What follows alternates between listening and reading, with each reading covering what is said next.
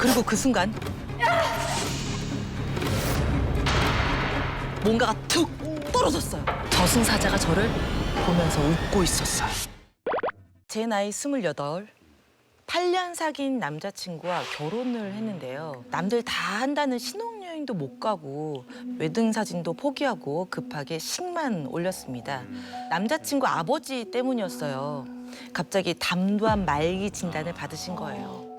앞으로 남은 시간은 고작 6개월. 아버님은 내가 어떻게든 살린다는 생각으로 간병을 시작했습니다. 그러던 어느 날 저녁 아 진짜. 터벅! 터벅!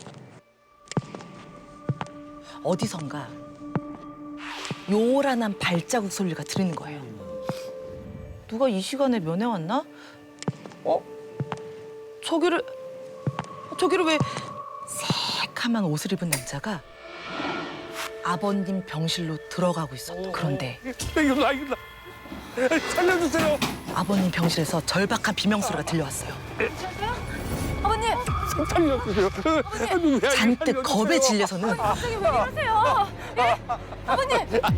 두 손으로 이불을 꽉 틀어쥐고 침대 발치만 보고 있었어요. 그 떨리는 시선을 따라가 고개를 돌리자 아버님 발목으로 움켜진 시커먼 손이 보이는 거예요. 저는 그 손의 주인을 확인했어요. 바로 말로만 듣던 저승사자의 모습이었습니다. 박일남! 박일남! 아버님의 이름을 3번 외치고는 침대 밖으로 확 끌어당겼어요. 안 돼! 그냥 두면은 큰일 날 것만 같았습니다. 제발 살려주세요. 저희 아버님 평생 고생 많으셨어요. 제가 이렇게 빌게요. 1년만 아니 6개월만이라도 정말 손이 발이 되도록 빌고 또 빌었어요. 제발 살려주세요. 하지만 저승사자는 발목을 더 세게 잡아당기는 거예요. 그러자 순식간에 아버님의 두 다리가 침대 밖으로 떨어졌어요. 그때부터 저도 시아버지를 구해야겠다는 생각에 아버님을 꽉 붙잡은 뒤 저승사자에게 욕지거리를 내뱉었어요. 이 쌍놈의 새끼가 염려다이어도 절대로 못 데려가! 정말 젖먹던 힘을 다해 아버님 팔을 잡고 늘어졌어요. 그러자 저승사자는 더 거칠게 반대편으로 잡아당겼습니다. 이대로는 안 되겠다. 저는 무슨 수를 써서라도 어떻게든 해야겠다는 생각에 닥치는 대로 발길질을 했어요. 그리고 그 순간 뭔가가 툭 떨어졌어요. 그건 저승사자의 가시였습니다. 그러자 저를 죽일 듯이 쏘아보더니 호통을 치는 거예요. 빨리. 저는 어떤 용기가 생겼는지 바로 아버님을 부축해서 내달렸습니다. 병실 문을 열고 이제 한 걸음만 내디디면 되는데 시커먼 손이 아버님 어깨를 으스러질 듯 움켜쥐는 거예요. 그리고 제가 손 쓸 틈도 없이 함께 사라져버렸습니다. 보호자분, 환자분 위급해요. 빨리요. 병실로 뛰어가는 의료진들이 보였어요. 아버님, 안 돼! 제가 달려갔을 땐 이미 아버님! 나 때문이야. 눈을 감고 마셨어요. 아버님! 그 후 저희는 눈물 속에서 장례를 치러야만 했습니다. 그로부터 1년 후 아버지의 첫 기일. 여전히 그 빈자리가 허전했지만 그 사이 저희 부부에겐 새로운 가족이 찾아왔습니다. 아버님, 이제 곧 손주도 태어나요. 비록 사진 속 모습이지만 아버님이 저희를 보고 활짝 웃으시는 것 같았어요. 정성스럽게 제사를 치르고 남편과 함께 일찍 잠에 들었습니다. 그런데 갑자기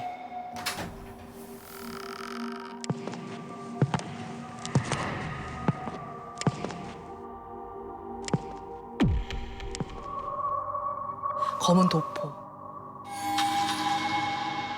헝클어진 머리. 1년 전 시아버지를 데려간 바로 그 저승사자였어요. 어느새 제 발치에 서서 제 배를 죽일 듯이 쏘아보는 거예요. 안 돼요. 안 돼요. 우리 애기는 안 돼요. 그러자 저승사자가 제 뱃속에 뭔가를 끄집어내서 망태기 안에 넣는 거예요. 그건 바로 구렁이었어요. 저희 아이 태몽이 구렁이거든요. 그대로 놓치면 아이를 구할 수 없다는 생각에 죽자사자 달려들었어요. 문지방을 넘어가기 전 바짓가랑이를 겨우 붙잡고 마지막 힘을 쥐어짜내서 망태기로 팔을 뻗었습니다.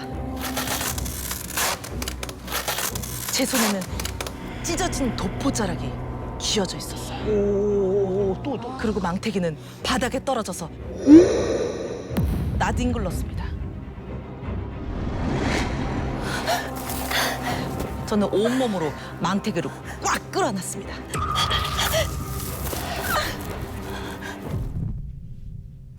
잠시 후 눈을 떠보니 응급실이었습니다. 아이는 천망다행으로 무사했습니다. 그래도 너무 불안한 마음에 엄마한테 전화를 걸었어요. 그리고 불길했던 꿈 이야기를 털어놨죠. 엄마가 저희 집에 달려오셨어요. 그것도 무당과 함께 말이죠. 무당은 엄마한테 얘기를 다 들었다며 혀를 끌끌끌 차는 거예요. 니네 가족 다 죽어도 이상할 게 하나도 없어. 마음만 먹으면 산 사람도 죽일 수 있는 게 저승사자인데 제가 원하는 샀으니 시아버지 기일마다 부적을 써서 저승사자를 막아보자고 했어요. 다행히 그 이후로 저승사자가 나타나지 않는 거예요. 아이도 건강하게 태어났고 어느덧 10살이 됐습니다. 그리고 시아버님의 10주년 기일이 찾아왔습니다. 저는 남편의 양복을 찾으려고 옷장을 열었어요. 그런데 이게 뭐야? 처음 보는 옷이 걸려 있는 거예요. 풀을 먹인 듯 빳빳한 흰색 저고리였어요. 저는 너무 놀라서 그만 그 옷을 떨어뜨리고 말았어요. 그것은 죽은 사람한테 입히는 수의였습니다. 불길한 느낌에 몸서리치는 그때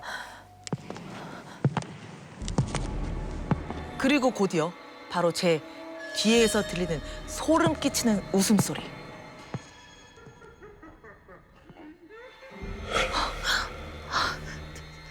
설마 천천히 뒤를 돌아보자. 저승사자가 저를 보면서 웃고 있었어요. 그리곤 제 고개를 억지로 돌려서 뒤를 보게 했어요.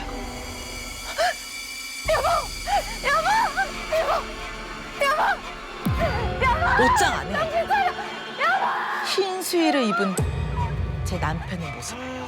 온몸이 시퍼렇게 질린 채 시체처럼 서 있었어요. 여보, 정신 차려.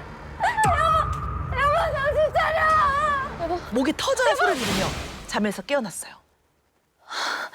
제가 거실 소파에 누워 있는 거예요. 벽시계를 보니 저녁 9시. 02로 시작되는 낯선 번호. 여보세요?